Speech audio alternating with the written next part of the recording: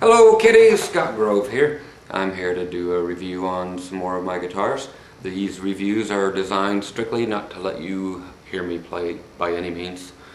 These are just my own personal opinions about guitars that I own, and you can take it or leave it. Okay, so it's just to help you decide if you want to try an instrument, buy an instrument, or if you think it totally blows. If you don't have to like what I like, of course not. I'm nobody. But this one was actually, here's an Ovation 1612, okay? This is not a 1612A or 1612B or anything else, just a 1612. This was the granddaddy of them. This particular one was made in 1982. You'll see it plugs in right back here.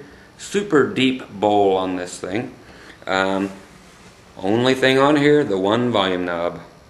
Okay, strap button is located underneath. That's where they installed it.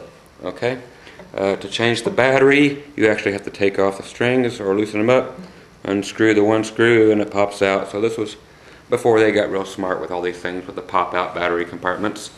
This is the granddaddy of why Ovation was cool at one time. Most of these I really hate.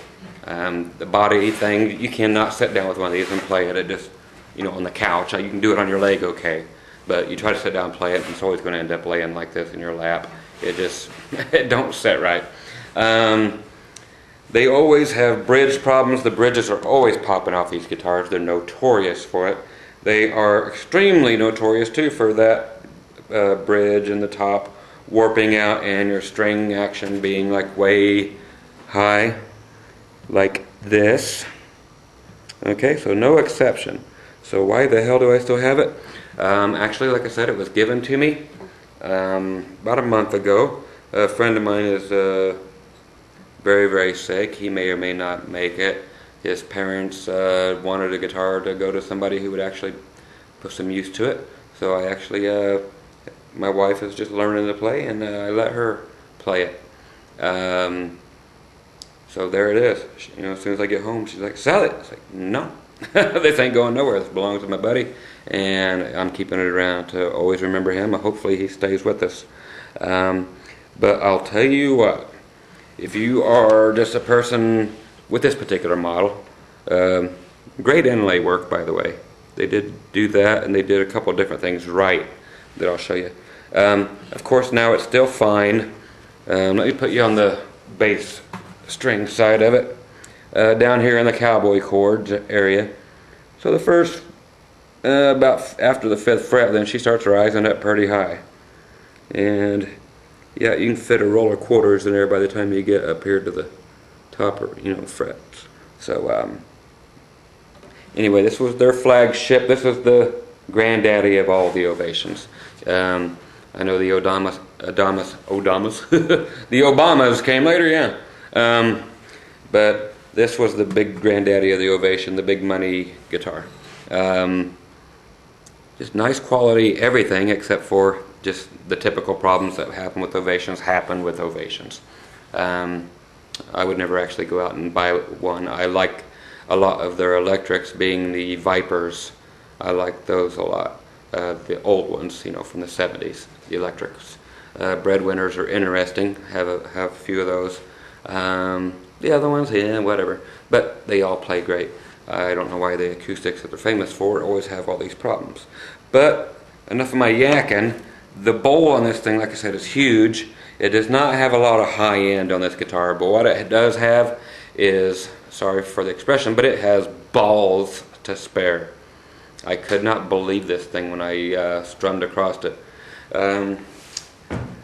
For at least on this Sony Handycam thing I use here, it does actually pick up the sound quite well and reproduces it well. If it sounds weak to you, that's because you got some crappy speakers, my friend. Put some headphones on and listen to this thing, okay? Because this thing picks up really well, and it sounds just like it transfers very well. So quit listening to it through your $50 size speakers on your monitor on your computer, because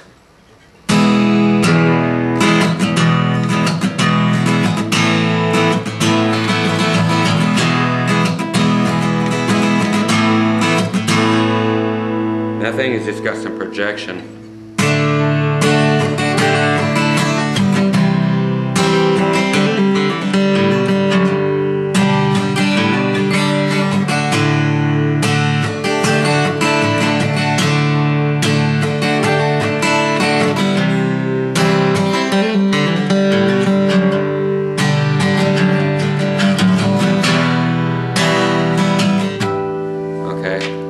So it is just flipping huge. Not much more else to say about it. It is still collectible, still worth the $1,200 to $1,500 that it originally cost. It has not went down, it has not really went up.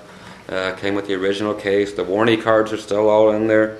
Just a cool guitar, and I appreciate them trusting me with my buddy's guitar, and we'll always take care of it, and I'll never allow it to be sold. So.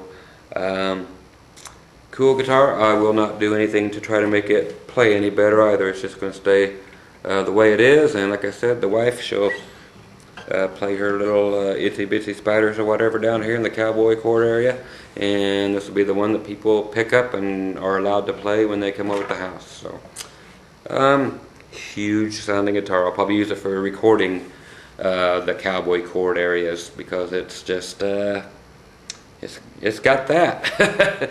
So there you go. Once again, the Ovation, the real 1612, the major legend. Not the Ovation legend, but the legend of all the Ovations, the ones that all others are judged by.